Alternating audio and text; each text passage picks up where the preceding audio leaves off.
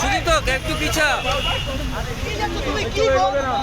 একটু পেছনে আসো না, একটু পেছনে আসো এটা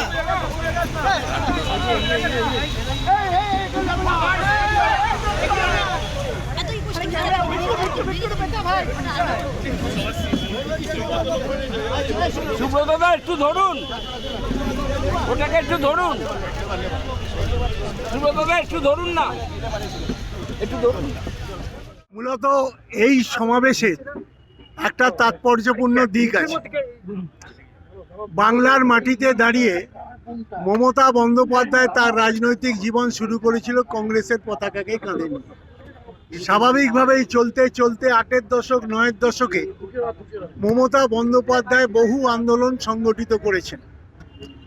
একটা সময় ছিল মমতা বন্দ্যোপাধ্যায় অবিভক্ত কংগ্রেসের যুব সংগঠনের সভানেত্রী হয়েছিলেন।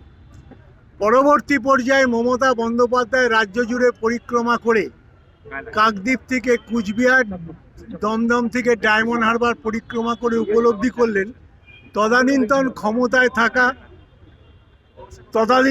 ক্ষমতায় থাকা মার্ক্সবাদী কমিউনিস্ট পার্টি মানুষের গণতান্ত্রিক অধিকার প্রয়োগ করতে দেয় না, তার পেশি এবং প্রশাসনকে সামনে রেখে। স্বাভাবিকভাবেই মমতা বন্দ্যোপাধ্যায় তদানীন্তন অবস্থায় 7.5 কোটি বাংলার মানুষের জন্য তিনি সচিত্র পরিচয়পত্রের দাবি করেছিলেন। সেই দাবির মাধ্যমে তিনি প্রথমে এই অনুষ্ঠান কর্মসূচি ঘোষণা করেছিলেন 14ই জুলাই মহাকরণ অবরোধের। পরবর্তী পর্যায়ে তদানীন্তন রাজ্যপাল অধ্যাপক নুরুল হাসান প্রয়াত হয়েছিলেন 12ই জুলাই। স্বাভাবিকভাবে সেই কর্মসূচি পালিত হয়েছিল 21শে জুলাই রাজনৈতিক শিষ্টাচার মেনে। নতুন করে 21শে জুলাইয়ের কথা বলার মানুষের সামনে আর কোনো সুযোগ নেই। আমি খালি বলবো যে মমতা বন্দ্যোপাধ্যায় সেই সময় আমরা যারা এই সমাবেশে হাজির হয়েছিলাম তারা উপলব্ধি করেছিলাম আমাদের যেমন প্রেরণা জুগিয়েছিল সেই সভা, কিন্তু তার থেকেও বেশি সংশয় ছিল মার্ক্সবাদী কমিউনিস্ট পার্টি। তারা উপলব্ধি করেছিলেন বাংলার মাটিতে দাঁড়িয়ে মমতা বন্দ্যোপাধ্যায়কে সামনে রেখে মানুষ তার অধিকার ফিরে পেতে চাইছে। তাই সেদিনকার বিনা প্ররোচনায় পুলিশের গুলিতে আমাদের 13 জন সহকর্মী নিহত হয়েছিলেন। আজও বাংলার মাটিতে দাঁড়িয়ে আমরা এই প্রজন্মের মানুষ আমরা বলি যে শহীদের রক্ত হবে না কো ব্যর্থ।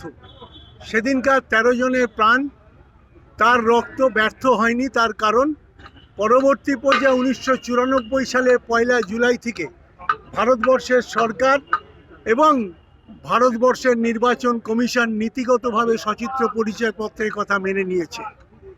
আজ এই মুহূর্তে দাঁড়িয়ে প্রায় 95 থেকে 96 কোটি মানুষের কাছে পৌঁছেছে সচিত্র পরিচয়পত্র। আজও ভারতবর্ষের মানুষ যখন নির্বাচনে অংশ নেয় তখন সঙ্গে থাকে মমতা বন্দ্যোপাধ্যায় আহুত আন্দোলনের মধ্য দিয়ে পাওয়া 13 জন যুবকের আত্মবলিদানের মধ্য দিয়ে সচিত্র পরিচয়পত্র। তো স্বাভাবিকভাবেই 21শে জুলাইয়ের একটা তাৎপর্যপূর্ণ দিক আছে, সেইটাকে স্মরণ করে পরের বছর থেকে অর্থাৎ 94 সাল থেকে পরবর্তী পর্যায়ে মমতা বন্দ্যোপাধ্যায় আজকের দিনটিতে 21শে জুলাই দিনটিতে শহীদ স্মরণে তর্পণ করার জন্য ধর্মতলায় জমায়েত হয়েছে।